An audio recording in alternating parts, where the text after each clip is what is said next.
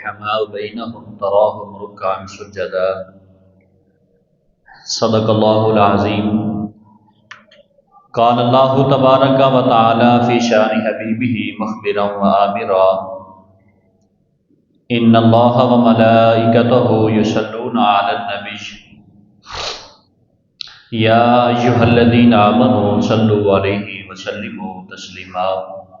سارے احباب مل کے پڑھ لیجئے الصلاۃ والسلام علیکہ یا سیدی یا رسول اللہ وعلی آلک وصحابک یا سیدی یا حبیب اللہ. الصلاۃ والسلام علیکہ یا سیدی یا رسول اللہ وعلی آلک وصحابک یا سیدی یا حبیب اللہ. اللہ رب العزت کی حمد و ثنا کے بعد حضرت محمد مصطفیٰ صلی اللہ تعالیٰ علیہ وسلم کی بارگاہ میں درود و سلام کا نذرانہ پیش کرنے کے بعد معزز سامعین کرام، میرے نہایت ہی واجب الاحترام السلام علیکم ورحمۃ اللہ وبرکاتہ. آج کا خطبہ جمعۃ المبارک مختصر وقت کے اندر تربیتی نشست سمجھ لیں. ہمارا تعلق اہل سنت جماعت سے ہے.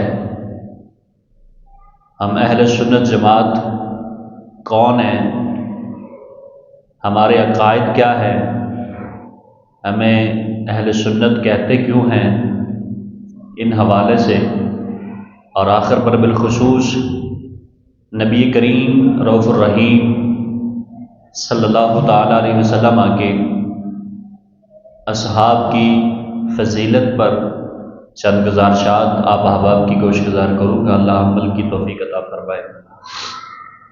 سب سے پہلے اللہ تبارک و تعالیٰ کا ہمارے اوپر شکر ہے، اس مالک نے ہم سب کو مسلمان بنایا، اور اس میں ہم مسلمان ہیں. سب سے بڑا فضل اور کرم یہ اللہ کا ہے کہ جس نے ہمیں توفیق بخشی. انا علینا للہدا، اللہ فرماتا ہے بے شک ہدایت ہمارے اوپر ہے. جس سے چاہے وہ ہدایت دے، جس سے چاہے وہ گمراہ کر دے، اس کی بادشاہی ہے. انک علی کل شیء قدیر، وہ ہر چیز پہ قادر ہے. اس کے بعد ہمارے ماں باپ، ان کا ہمارے اوپر احسان ہے کہ وہ مومن تھے تو آج ہم بھی مومن ہیں. میرے آقا کریم نے ارشاد فرمایا، مسند امام اعظم کے اندر یہ حدیث پاک موجود ہے، حضور نے ارشاد فرمایا کہ ہر بچہ پیدا ہونے والا فطرت صحیحہ پر پیدا ہوتا ہے. آگے اس کے ماں باپ یہودی ہوں تو وہ یہودی بن جاتا ہے، عیسائی ہوں تو وہ عیسائی بنتا ہے. دنیا میں 4200 مذہب ہے، دنیا میں 4200 مذہب ہے. اگر کسی کا ماں باپ مسلمان ہو تو بچہ بھی مسلمان پیدا ہوتا ہے. اللہ کا بھی فضل ہے، اس کا بھی شکر ہے. اور ہمارے ماں باپ جو مسلمان تھے تو آج ہم بھی مسلمان ہیں. قتلگاہ الفت میں قدم رکھنا ہے. لوگ آسان سمجھتے ہیں مسلمان ہونا، یہ میدان قتل گاہ ہے. تو جب انسان اس میدان میں قدم رکھتا ہے تو پھر اس کی چند شرائط بھی ہیں، چند حدیں بھی ہیں. وہ انسان اس کے اندر جب تک رہتا ہے تو وہ محفوظ رہتا ہے، مگر جب ہی ان حدوں سے وہ نکلتا ہے تو وہ خسارے کی طرف چلا جاتا ہے. تو سب سے پہلے تو ہم جو ہے وہ مسلمان ہیں. اس کے بعد نبی کریم صلی اللہ تعالیٰ علیہ وآلہ وسلم کا اللہ نے ہم سب کو امتی بنایا، اور یہ بڑی قسمت کی بات ہے. امام الانبیاء ایسا نبی ہے کہ جو سب نبیوں سے اعلیٰ ہیں، اور ایسا نبی کہ جن کے بارے میں انبیاء میں سے کچھ نبی یہ بھی خواہش کریں کہ جس احمد اور محمد کی یہ شان ہے اللہ نے انہیں دی ہے، کاش ہمیں ان کی جوتی کے تسمے بند کھولنے اور بند کرنے کی اجازت مل جاتی. تو رب تعالیٰ نے ہم سب کو اس نبی کا امتی بنایا ہے، اور یہ امت قرآن میں اس کے بارے فرمایا کنتم خیر امہ، یہ جو امت ہے یہ ساری امتوں سے بہترین ہے، اور یہ امت دنیا میں آنے میں سب سے آخر ہے اور جنت میں جانے سے سب سے پہلے، اور یہ کملی والے کا صدقہ اور رحمت ہے۔ اصول یہ آتا ہے پہلے آئیں پہلے پائیں، اصول دیکھا جاتا تو ہمارا نمبر اینڈ پہ آتا، لیکن مصطفیٰ کی برکت سے، ان کی رحمت سے رب تعالیٰ نے ہمیں یہ شان بخشی کہ آنے میں سب سے آخر ہے، جنت میں جانے سے سب سے اول ہے۔ تو ہم نبی کریم صلی اللہ تعالیٰ علیہ وآلہ وسلم کے امتی ہیں۔ اب رہی بات ہمارے عقائد کیا ہے۔ اہل سنت جماعت وہ جماعت ہے جن کا ہر عمل، ہر فعل رسول اللہ صلی اللہ تعالیٰ علیہ وسلم اور آپ کے اصحاب کے عین معمول کے مطابق ہے۔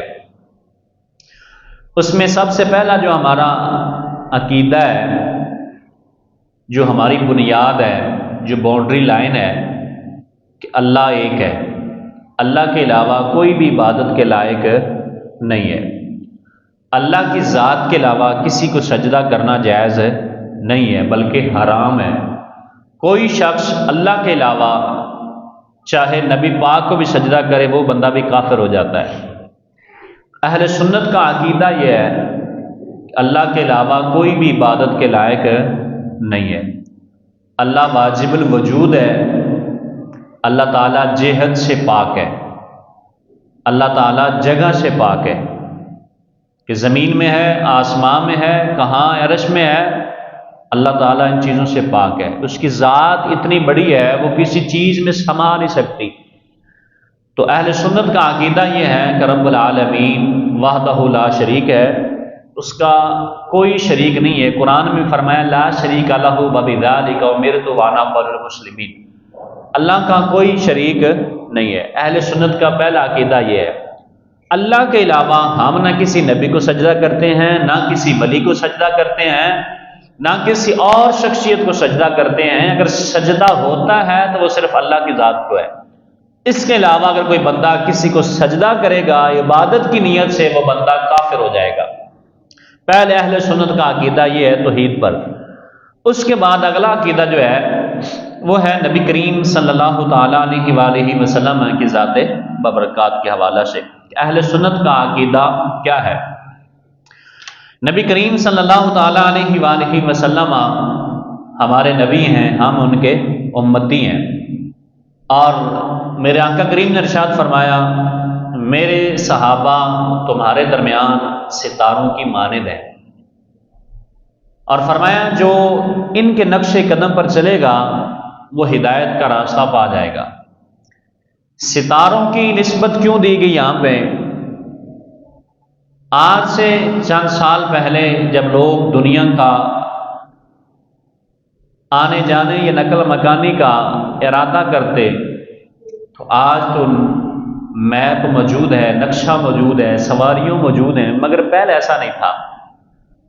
سمندر کے اندر جو بحری جہاز چلا کرتے تھے یا لوگ چلتے تھے تو وہ آسمان کے جو ستارے ہیں ان کو دیکھ کے وہ اپنی منزل طے کرتے تھے۔ تو فرمایا جب تک آسمان میں ستارے ہیں تو آسمان قائم ہے، فرمایا جب تک میری امت میں میرے صحابہ ہیں تو میری امت قائم ہے۔ ٹھیک ہے، تو ہمارا ہر عمل، ہر فعل نبی کریم صلی اللہ تعالیٰ علیہ وآلہ وسلم اور آپ کے اصحاب کے بالکل قول، فعل اور معمول کے مطابق ہے۔ ہمارا اہل سنت کا عقیدہ یہ ہے کہ رب العالمین نے انبیاء کی جماعت کو چنا اور نبی بنائے۔ ہر نبی بڑی شان والا، نبوت کے لحاظ سے سارے نبی برابر ہیں۔ تلک الرسل فضلنا بعضهم علی بعض، فرمایا بعض کو ہم نے بعض رسولوں کو بعض پہ فضیلت دی ہے۔ اور لا نفرق بین احد من رسلی، مت کسی کے ذہن میں یہ سوال ہے کہ ان میں فرق ہے۔ سورہ بقرہ میں ہی فرمایا تلک الرسل فضلنا بعضهم علی بعض، ہم نے بعض رسولوں کو فضیلت دی، اور اس سورہ بقرہ کے آخری رکوع میں فرمایا لا نفرق بین احد من رسلی، اللہ نے فرمایا ہم کسی رسول کے درمیان فرق نہیں کرتے، اللہ کی نظر میں سب برابر ہیں، مگر بعض کو درجے اور فضیلت زیادہ دیے ہیں۔ مثال کے طور پر ایک بندہ اس کے 4 بیٹے ہیں، تو بڑے بیٹے سے باپ کو ہمیشہ پیار ہوتا ہے یا پھر چھوٹے سے ہوتا ہے، تو اس کا مطلب یہ نہیں ہوتا کہ ان کے درمیان کوئی فرق ہے، لیکن یہ باپ کی ایک محبت ہے جو دوسری طرف جو ہے وہ لے کے چل رہی ہے۔ تو اہل سنت کا جماعت کا جو عقیدہ ہے وہ نبی پاک صلی اللہ علیہ وسلم کے بارے میں وہ عقیدہ ہے جو حضور کے صحابہ کا تھا۔ تو ہمارے بڑوں نے بھی لکھا ہے یا صاحب الجمال و یا سید البشر من وجهک المنیر لقد نور القمر لا يمکن الثناء کما کان حقہ بعد خدا بزرگ تو ہی قصہ مختصر۔ آسان لفظوں میں اس کا میں خلاصہ عرض کروں کہ رب العالمین سب سے بڑی ذات ہے، اس کے بعد اگر کوئی کائنات میں افضل ذات ہے تو وہ نبی پاک صلی اللہ علیہ وسلم کی ذات ہے، وہ سب سے افضل ہیں۔ اللہ کے علاوہ جتنی بھی کائنات ہے ان میں سب سے جو افضل ہے وہ ذات مصطفیٰ ہے، اور رب العالمین نے اپنے محبوب کو اختیارات دیے ہیں کہ محبوب جیسے تمہارا دل کرے تو کرتا چلا جا، میں شریعت کو بناتا چلا جاؤں گا۔ اہل سنت کا عقیدہ یہ ہے کہ ہمارے نبی بے اختیار نہیں ہے کہ وہ کچھ کر نہیں سکتے، بلکہ وہ جو چاہیں وہ کر سکتے ہیں۔ نبی پاک صلی اللہ علیہ وسلم کے سامنے ایک شخص کھانا کھا رہا تھا الٹے ہاتھ سے، حضور نے فرمایا سیدھے ہاتھ سے کھا لو، کہتا ہے جی یہ کام ہی نہیں کرتا، فرمایا جا کام نہیں کرے گا، دوبارہ اسی وقت اس کا ہاتھ یہ حرکت کرنے سے ختم ہو گیا، تو میرے آقا نے فرمایا ٹھیک نہیں چلے گا، تو اللہ تعالیٰ نے آپ کو اختیار دیا، اور رب تعالیٰ نے اپنے خزانوں کی چابیاں مصطفیٰ کو عطا فرمائی ہیں۔ اب مصطفیٰ کریم صلی اللہ علیہ وسلم نے فرمایا کہ اللہ تعالیٰ نے مجھے دیا، فرمایا قاسم، فرمایا میں تقسیم کرنے والا ہوں۔ تو یہ سارے اختیارات مصطفیٰ کے پاس ہیں۔ یہ عقیدہ کس کا ہے؟ اہل سنت کا ہے۔ اور پھر اہل سنت کے عقائد میں سے ایک بات یہ بھی شامل ہے کہ ہمارے آقا کریم صلی اللہ تعالیٰ علیہ وآلہ وسلم اپنی قبر انور میں زندہ ہیں۔ پچھلا جمعہ آپ نے حضرت ابوبکر صدیق کی وفات کے حوالے سے سماعت کیا، جس کے اندر حضرت ابوبکر نے حضرت مولا علی سے فرمایا تھا کہ جب میرا وصال ہو تو رسول اللہ کے دروازے پہ لے جانا، کا دروازہ کھلے تو دفن کر دینا، ورنہ جنت البقیع میں۔ اگر کوئی اندر تھا کھولنے والا تو ہی دروازہ کھلا، ورنہ دروازہ کوئی کھولنے والا نہ ہو تو نہیں کھلتا۔ تو پہلے میں نے عرض کیا کہ ہمارے عقائد وہ ہیں جو حضور کے صحابہ کے ہیں۔ حضرت ابو بکر کا بھی یہ عقیدہ تھا، حضور اپنی قبر انور میں زندہ ہیں، اور باقی جب حضور کا جب وصال ہوا اس دنیا سے تقریباً 1 لاکھ سے زائد صحابہ وہاں موجود تھے، 1 لاکھ سے زیادہ صحابہ وہاں تھے۔ تو کسی نے بھی یہ نہیں کہا کہ نبی پاک وفات پا گئے ہیں اب کون دروازہ کھولے گا، تو ہمارا عقیدہ وہ ہے جو حضور کے صحابہ کا تھا۔ تو نبی کریم صلی اللہ تعالیٰ علیہ وسلم اپنی قبر انور میں زندہ ہے۔ اور رہی بات آگی، اہل سنت کا عقیدہ یہ بھی ہے کہ ہمارے آقا کریم حاضر بھی ہیں اور ناظر بھی ہیں۔ حاضر کا معنی ہوتا ہے موجود، جیسے آپ حاضر ہیں۔ ناظر کا معنی ہوتا ہے دیکھنے والا، میں آپ کو دیکھ رہا ہوں اور آپ مجھے دیکھ رہے ہیں۔ اللہ نے قرآن میں بھی فرمایا ہے، ٹھیک ہے، یا ایھا النبی انا ارسلناک شاہدا مبشرا ونذیرا، اللہ تعالیٰ نے آپ کو حاضر بھی بنایا ہے اور ناظر بھی بنایا ہے۔ یہ عقیدہ کس کا ہے؟ اہل سنت کا عقیدہ ہے۔ اور نبی کریم صلی اللہ تعالیٰ علیہ وسلم اپنی قبر انور میں زندہ ہیں، اور رسول اللہ صلی اللہ تعالیٰ علیہ وسلم ہر چیز کو دیکھ رہے ہیں۔ اور اہل سنت جماعت کا عقیدہ یہ بھی ہے جو کچھ ہم کرتے ہیں، جو کچھ میں بول رہا ہوں، یہ مصطفیٰ اپنے کانوں سے سماعت کر رہے ہیں۔ جو خطابات ہم کرتے ہیں وہ رسول اللہ صلی اللہ علیہ وسلم سماعت کر رہے ہیں۔ اور میرے آقا نے فرمایا میں اپنی امت کو یعنی دنیا کو اپنی ہتھیلی پہ اس طرح دیکھ رہا ہوں جس طرح کوئی آئینے میں اپنی تصویر کو دیکھتا ہے۔ تو ہمارا عقیدہ یہ نہیں ہے کہ نبی پاک مر گئے۔ فلم کا ہیرو مر جائے تو فلم کا اختتام ہو جاتا ہے۔ جس کائنات کو بنایا گیا، جس کی خاطر اگر وہی نہ رہے تو پھر کائنات کے چلنے کا مقصد کیا ہے؟ جس کے بارے میں رب نے فرمایا اگر میں نے محمد اور محمد کی امت کو پیدا نہ کرنا ہوتا تو اے آدم میں تمہیں بھی پیدا نہ کرتا۔ تو جس کی خاطر کائنات کو بنایا گیا، اور قرآن کی ایک آیت اور یہاں پہ بھی وہ دلیل ہے کہ نبی پاک صلی اللہ علیہ وسلم سے پہلے امتیں گناہ کرتی تو ان کے چہرے جو ہے وہ بدل دیے جاتے. وما کان اللہ لیعذبہم وانت فیہم. تو رسول اللہ نے عرض کیا یا رسول اللہ کیا میری امت کے بھی چہرے بدل دیے جائیں گے؟ اللہ نے فرمایا وما کان اللہ لیعذبہم وانت فیہم. فرمایا محبوب جب تک آپ ان میں موجود ہیں میں نے عذاب نہیں دوں گا، ان کے چہرے تبدیل نہیں کروں گا. تو آج تک کسی کا گناہ کی وجہ سے چہرہ تبدیل ہوا نہیں ہوا. تو پتہ چلا مصطفیٰ آج بھی ہمارے درمیان موجود ہے. اہل سنت کا عقیدہ کیا ہمارے آقا کریم جو ہے قبر انور میں زندہ ہیں. اگلی بات، اہل سنت کے عقائد میں یہ بھی ایک بات شک شامل ہے کہ ہمارے آقا کریم صلی اللہ تعالیٰ علیہ وآلہ وسلم کو اللہ تعالیٰ نے علم غیب کا علم عطا فرمایا ہے. قرآن کی آیات موجود ہیں، حدیث مبارکہ موجود ہیں. بس سمجھانے کے لیے عرض کر رہا ہوں کیونکہ آج ہمارا موضوع جو ہے وہ اہل سنت کون ہے. آپ کو بھی پتا ہو کہ ہم اہل سنت ہیں تو ہیں کون، اپنے ہر کردار کا پتہ ہونا چاہیے. تو اہل سنت میں سے ایک عقیدہ شک یہ بھی شامل ہے کہ ہمارے آقا کریم کو اللہ تعالیٰ نے علم غیب کا علم عطا فرمایا ہے. وما ہوا علی الغیب بدنین. قرآن کی ایک آیت ہی ہمارے لیے کافی ہے، ورنہ بے شمار آیات بینات ایسی ہیں جو حضور کے علم غیب پر دلالت کرتی ہیں. ٹھیک ہے، تو فرمایا کہ میرا نبی غیب کی خبر بتانے میں بخیل نہیں ہے.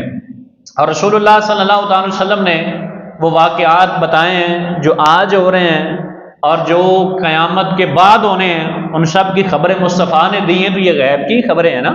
تو ہمارے اہل سنت کا عقیدہ یہ بھی ہے کہ رسول اللہ صلی اللہ تعالیٰ علیہ وآلہ وسلم کو اللہ تعالیٰ نے علم غیب کا علم عطا فرمایا ہے. اس کے بعد آتی ہے شفاعت. شفاعت کا معنی ہوتا ہے کسی کی سفارش کر دینا. کوئی بندہ پھنسا ہو اس کی سفارش کر دینا، کہنے سے اس کا کام ہو جائے، اس کو آسان لفظوں میں شفاعت کہتے ہیں. تو رب تعالیٰ نے اپنے محبوب صلی اللہ تعالیٰ علیہ وآلہ وسلم کو شفاعت کا بھی تاج پہنایا ہے. میرے آقا کریم صلی اللہ تعالی وسلم نے ارشاد فرمایا، اس سے 3-4 جمعے غالباً پہلے آپ نے پوری شفاعت پہ بھی سماعت فرمائے، یوٹیوب پہ موجود ہے. تو میرے آقا کریم صلی اللہ تعالی وسلم کو اللہ تعالیٰ نے شفاعت کا بھی تاج پہنایا. میرے آقا نے فرمایا میری شفاعت میری امت کے بڑے گناہ گاروں کے لیے ہے. اور میرے آقا نے فرمایا رب تعالیٰ نے ہر نبی کو ایک دعا ارشاد فرمائی ہے کہ جب بھی وہ مانگے گا رب تعالیٰ نے اس کو تحفہ دیا ہے وہ قبول کرے گا. تو حضور فرماتے ہیں وہ میں نے دعا قیامت کے دن اپنی امت کے لیے رکھی ہے کہ یا اللہ جو میری امت کے گناہ گار ہیں ان کی میری شفاعت کے صدقے کامل بخشش فرما. تو من ذا الذی یشفع عندہ، یہاں تک لوگ آیت پڑھتے ہیں کون ہے جو رب کی بارگاہ میں سفارش کرے گا، لیکن آگے الا حرف استثناء ہے، وہاں نہیں جاتے، صرف وہاں رک جاتے ہیں. الا باذنی، کون ہے جو رب کی بارگاہ میں سفارش کرے گا، الا باذنی، مگر وہ جنہیں رب حکم دے گا، جنہیں رب اجازت دے گا. ہر بندہ سفارش نہیں کر سکے گا، مگر جنہیں رب حکم فرما دے تو وہ بندہ سفارش بن سکتا ہے. اور پھر آتے ہیں نبی کریم صلی اللہ تعالیٰ علیہ وآلہ وسلم کی اولاد، حضور کی اہل بیت. اہل سنت کا عقیدہ یہ ہے کہ جو بھی حضور صلی اللہ تعالیٰ علیہ وسلم کی اہل بیت سے نفرت کرتا ہے کسی ایک فرد سے بھی، اس کا تعلق اہل سنت سے نہیں ہے. یہ جتنی چیزیں بھی میں نے بتائی ہیں اگر کوئی شخص اس کا انکار کرتا ہے تو وہ اہل سنت سے اس کا تعلق نہیں ہے. اور اہل بیت ہیں، اہل بیت کے اندر شامل کون لوگ ہیں؟ 3 قسم کے لوگ ہیں. ایک کہتے ہیں کہ وہ لوگ جو حضرت عبد المطلب رضی اللہ تعالیٰ عنہ کی اولاد ہیں، یعنی حضور کے دادا ہیں. ان میں سے جتنے لوگ بھی حضور کے ہاتھ پہ کلمہ پڑھا اور بیت کی مسلمان ہو گئے وہ سارے کے سارے جو ہے وہ اہل بیت میں شامل ہیں. اس کے بعد باری آتی نبی کریم صلی اللہ تعالیٰ علیہ وآلہ وسلم کی ازواج مطہرات، جو حضور کی بیویاں ہیں وہ ساری کے ساری اہل بیت میں شامل ہیں. تیسرے نمبر پہ آتے ہیں حضرت نبی کریم صلی اللہ تعالی وسلم کے بطن سے پیدا ہونے والی اولاد، وہ ساری کے ساری اہل بیت میں شامل ہے. 3 قسم کے لوگ اہل بیت میں شامل ہیں. تو میرے آقا کریم صلی اللہ تعالی وسلم کی اہل بیت سے پیار کرنا یہ صحابہ کا عمل ہے. انہوں نے باتیں نہیں کی بلکہ ہمیں بتایا ہے. ایک روایت یہاں پہ عرض کر دیتا ہوں، موضوع نہیں ہے، کہ صحابہ نے اہل بیت کی کیسے محبت کی اور کیسا اپنی جانیں ان پہ قربان کی. حضرت ابو ہریرہ رضی اللہ تعالیٰ عنہ رازدان رسول ہیں، آپ ان کو حدیثیں نہیں یاد ہوا کرتی تھی. حضور کی بارگاہ میں یا رسول اللہ میں یاد کرتا ہوں بھول جاتی ہیں. فرمایا میرے سامنے بیٹھو. اور چادر پھیلا لو۔ چادر پھیلائی، میرے آقا نے ایک بک بھر کے پھر ایسے کیا، پھر دوسرا ایسے کیا، پھر تیسرا ایسے کیا۔ آپ فرماتے ہیں اس کے بعد جب میں کوئی بات سن لیتا مجھے بھولتی نہیں بلکہ وہ یاد ہو جایا کرتی تھی۔ جن کو حضور عطا فرما دے، اختیارات مصطفیٰ علیہ سنت کا عقیدوں میں شامل ہے۔ آپ فرماتے ہیں مجھے رسول اللہ کی حدیثیں دو طرح کی ملی ہیں۔ آپ فرماتے ہیں میرے پاس دو گھڑے ہیں، تو جو میں نے لوگوں کے سامنے حدیثیں بیان کی ہیں وہ میں نے ایک گھڑے سے بیان کی ہیں۔ اگر دوسرا گھڑا میں کھول دوں، وہ رسول اللہ کے راز کھول دوں، تو لوگ مجھے جان سے مار دیں گے۔ یہ صحابی رسول ہے، اور جنہوں نے سب سے زیادہ حدیث رسول اللہ سے روایت کی ہیں وہ ابو ہریرہ ہیں۔ اور رسول اللہ سے کتنی محبت ہے، ان کا نام کچھ اور ہے۔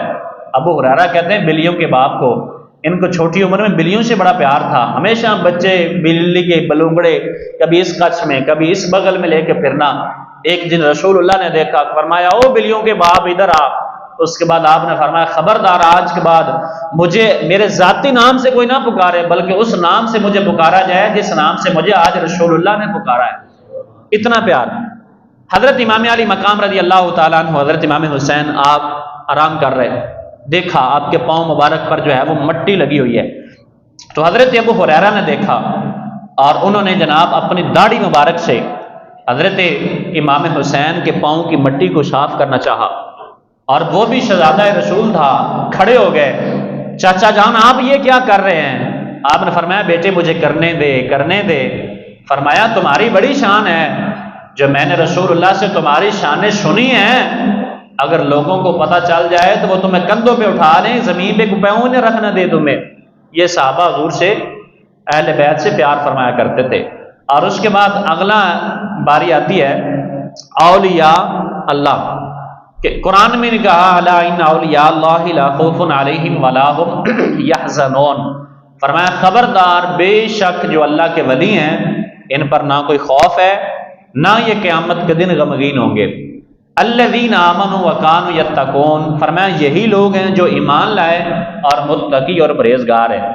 لہم البشریٰ فی الحیات الدنیا وفی الآخرہ، فرمایا خوشخبری ہے دنیا میں بھی آخرت میں بھی، لا تبدیل لکلمات اللہ، جو اللہ تعالیٰ نے انہیں خوشخبری دے دی ہے اب اس میں اللہ کے کلمات تبدیل نہیں ہوتے۔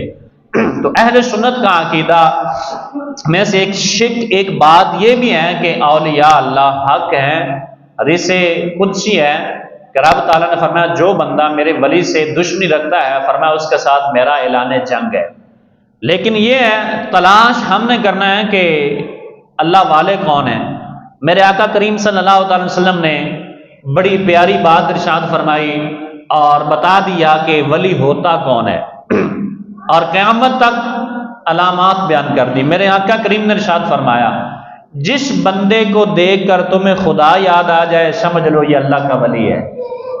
جس بندے کو دیکھو تمہیں خدا یاد آ جائے تو سمجھ لو یہ اللہ کا ولی ہے۔ تو گرامی قدر حضرات، یہ ساری چیزیں جو میں نے عرض کی ہیں یہ ساری کی ساری اہل سنت کے عقیدے میں شامل ہیں۔ اب اگلی بات حضور کے اصحاب ہیں، نبی کریم صلی اللہ تعالیٰ علیہ وآلہ وسلم کے اصحاب ہیں۔ صحابی ہوتا کون ہے؟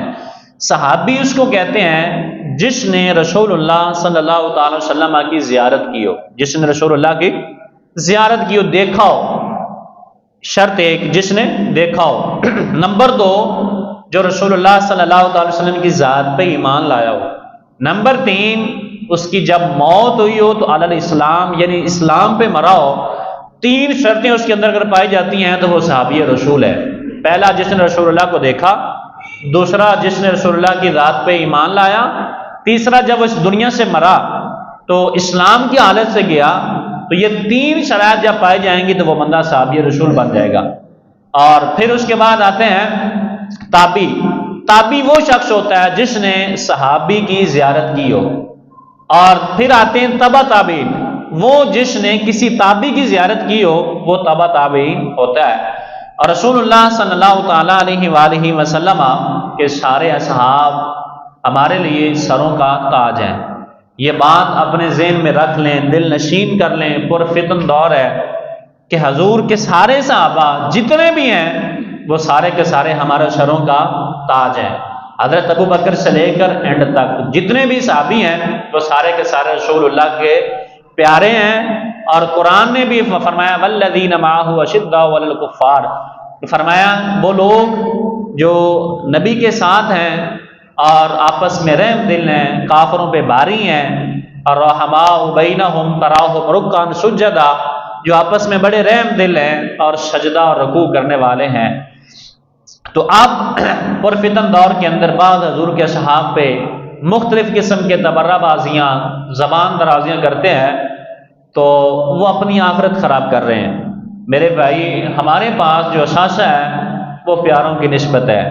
اس کے علاوہ میں جانتا ہوں میں کتنا چنگا آدمی ہوں، آپ خود جانتے ہیں آپ کتنے اچھے ہیں۔ اللہ تعالیٰ نے ہر انسان کے اندر ایک ایسا سسٹم لگایا ہے، وہ اپنے اندر جھاتی مارے تو سارا کردار اس کے سامنے آ جاتا ہے، کہ اگر وہ پل پل تولنے پہ آئے تو پھر فرمایا کہ ایک رائی کے دانے کے برابر بھی روک لیا جاتا ہے، لیکن جب بخشنے پہ آئے تو 100 بندے کا قاتل ہو اسے بھی بخش دیا جاتا ہے۔ عدل کرے تے تھر تھر کمبن اونچیاں شانہ والے، فضل کرے تے بخش جامن میں جے منہ کالے۔ تو گرامی قدر حضرات، ہماری جو بخشش کا انحصار ہے وہ ان پیاروں کی نسبت سے ہے۔ رسول اللہ صلی اللہ علیہ وسلم، حضور کی ازواج، حضور کے اصحاب، حضور کے نواسیاں نواسے، یہ سارے ہمارے سروں کا تاج ہیں۔ اب ہمیں ضرورت ہی نہیں ہے ان کو آپس میں لڑانے کی یا ان کو آپس میں جو ہے وہ تقابل کرانے کی۔ وہ اللہ کے پیارے ہیں، ان کے درمیان جو آپس میں کوئی اختلافات تھے، جو جنگ ہوئی، وہ اللہ جانے وہ جانے۔ یہ علمی باتیں ہیں، یہ بندہ وہ سمجھ سکتا ہے جو علم والا ہوتا ہے۔ کچھ چیزیں ہوتی ہیں جو عوام الناس کے سامنے رکھی جاتی ہیں، بعض چیزیں ایسے ہوتی ہیں جو راز ہوتے ہیں، اور ہر شخص ہر بات کے قابل نہیں ہوتا، ہر بات ہر شخص کے قابل نہیں ہوتی۔ تو مختصر یہ ہے کہ حضور کے سارے صحابہ ہمارے سروں کا تاج ہیں۔ یہ اہل سنت کا عقیدہ ہے۔ جو بھی ان چیزوں سے نکل جائے گا اس کا تعلق اہل سنت کے ساتھ نہیں ہوگا، کسی اور کے چیز کے ساتھ ہوگا۔ اور میرے آقا کریم صلی اللہ تعالیٰ علیہ وآلہ وسلم نے ارشاد فرمایا، بنی اسرائیل میں 72 فرقے تھے، اور بعض لوگ کہتے ہیں یہ فرقے مولویوں نے بنائے، یہ حدیث میں عرض کرنے لگا ہوں۔ حضور نے فرمایا کہ بنی اسرائیل میں 72 فرقے تھے، اور فرمایا میری امت میں 73 ہوں گے، میری امت میں 73 ہوں گے۔ فرمایا ان میں سے 72 جو ہیں وہ دوزخ میں جائیں گے، ایک فرقہ ایسا ہے جو جنت میں جائے گا۔ تو عرض کیا گیا یا رسول اللہ وہ کون سے لوگ ہیں جو جنت میں جائیں گے، ان کی نشانی کیا ہے؟ تو میرے آقا کریم نے ارشاد فرمایا جو میرے اور میرے اصحاب کی سنت پر عمل کر لیں گے وہ لوگ جنت میں داخل ہو جائیں گے۔ جو میرے اور میرے اصحاب کی سنت پر جو ہے وہ عمل کر لیں گے وہ سارے کے سارے جنت میں داخل ہو جائیں گے۔ تو اہل سنت کے نزدیک سارے صحابہ بڑی عظمت والے، بڑی شان والے۔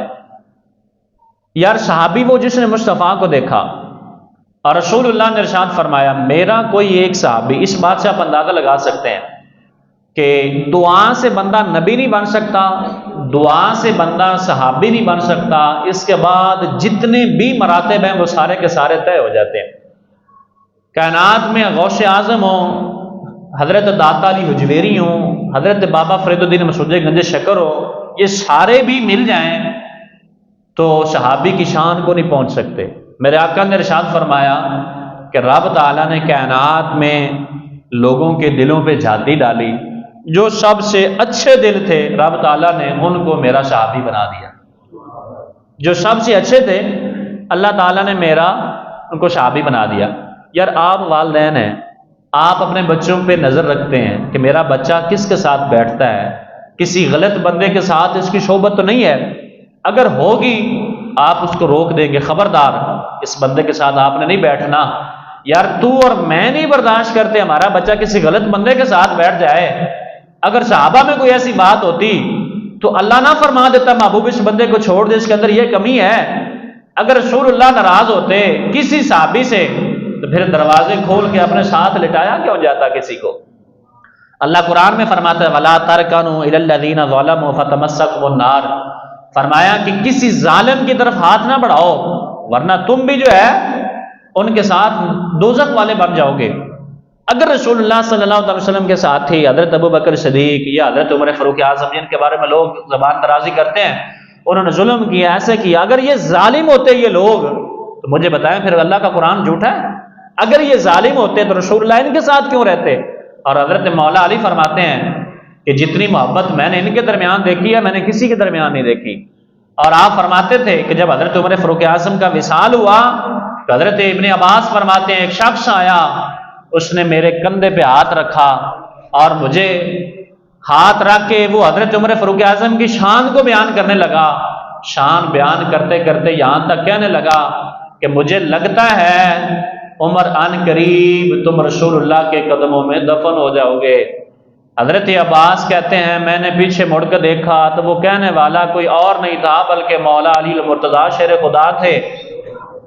میں نے پوچھا آپ ایسی بات کیوں کر رہے ہیں؟ تو آپ فرماتے ہیں میں نے جب بھی رسول اللہ سے ان کا ذکر سنا تو رسول اللہ یہ فرمایا کرتے تھے میں نے کیا، ابو بکر نے کیا، عمر نے کیا، میں گیا، ابو بکر گیا، عمر گیا، میں آیا، ابو بکر آیا، عمر آیا۔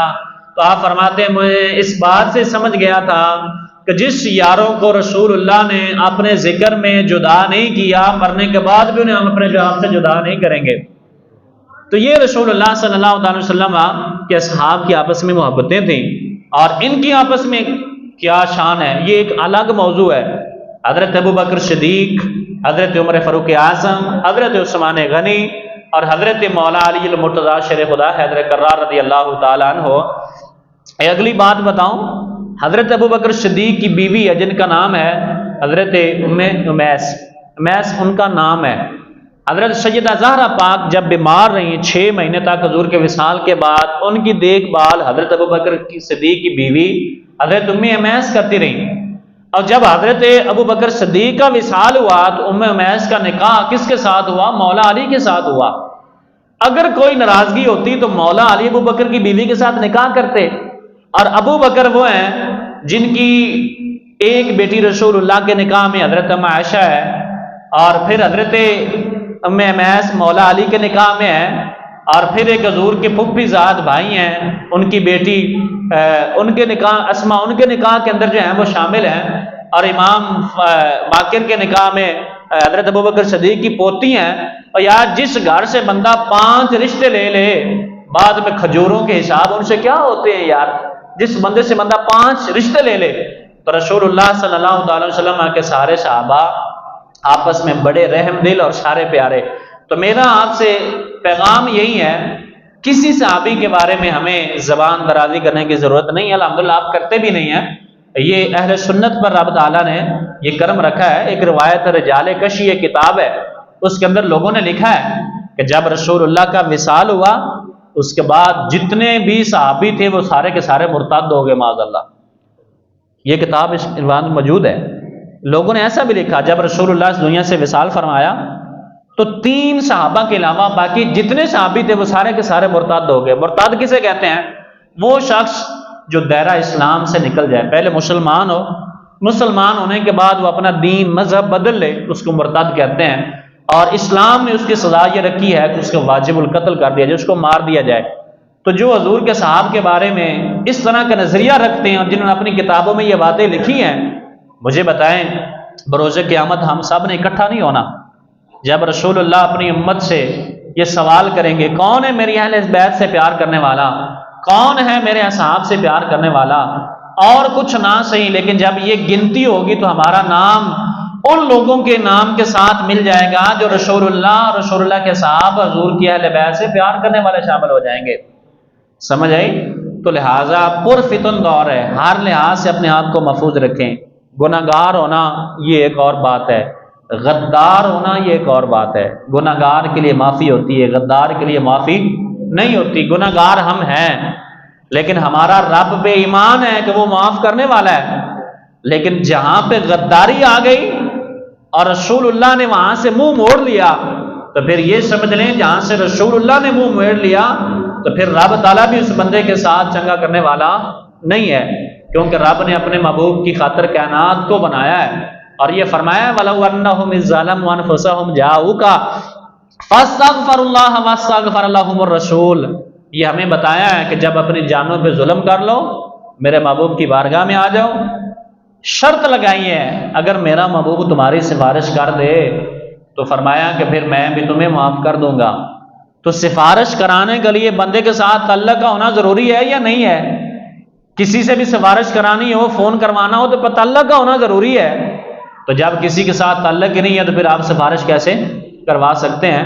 اس سے بھی میں نے روایت درج کی تھی، ایک سید زادی کسی بازار میں گزری، علامہ محدث ابن جوزی رحمۃ اللہ علیہ نے یہ لکھی ہے، یہ مصنف وہ ہے جنہوں نے اپنی زندگی میں 1000 کتاب لکھی ہے، اور غوث اعظم کے دور میں یہ ان کا دور زمانہ ہے کہ سید زادی کسی ایک اہل اللہ کے پاس گئی، کہا میں سید زادی ہوں، مجھے کچھ دے دیا جائے۔ اس نے کہا اگر آپ سید زادی ہیں تو کوئی اپنی دلیل دیں کہ میں سید زادی ہوں۔ وہ وہاں سے چلی گئی۔ اب وہ شخص خواب میں دیکھتا ہے کہ میدان معاشر کا دن ہے اور وہاں پہ لوگ نفس نفسی کے عالم میں، اچانک وہ بھاگتا ہوا سامنے رسول اللہ آ جاتے ہیں۔ رسول اللہ اپنا چہرہ موڑ لیتے ہیں، وہ عرض کرتا ہے یا رسول اللہ میں آپ کا امتی ہوں، میری سفارش کریں۔ فرمایا تیرے پاس کیا دلیل ہے کہ تو میرا امتی ہے؟ بات نہیں سمجھے؟ فرمایا تیرے پاس کیا دلیل ہے کہ تو میرا امتی ہے؟ اس نے دلیل یہ مانگی تھی، دلیل دے کہ تو رسول اللہ کی بیٹی ہے۔ اس نے رسول اللہ کی بیٹی سے منہ موڑا اور بروز قیامت میرے آقا کریم نے اس سے منہ موڑ لیا۔ تو مجھے بتائیں کہ جس سے رسول اللہ ہی منہ موڑ لیں اس کا حال کیا بنے گا؟ اس وجہ سے حضور کے اصحاب، حضور کی اہل بیت، وہ سارے ہمارے سروں کا تاج ہیں، سب ہمارے سروں کا تاج ہیں۔ ہم کسی کے اندر نہ مقابل کرانا چاہتے ہیں، نہ کسی کے اندر پس منظری کرنے جانا چاہتے ہیں۔ بس جب اللہ نے فرما دیا رضی اللہ عنہم ورضوا عنہ، اللہ ان سے راضی ہے اور وہ اللہ سے راضی ہیں، جب وہ آپس میں راضی ہیں تو پھر ہمارا کام ہی نہیں بنتا کسی بات کرنے کا۔ اللہ ہم سب کو عمل کی توفیق عطا فرمائے۔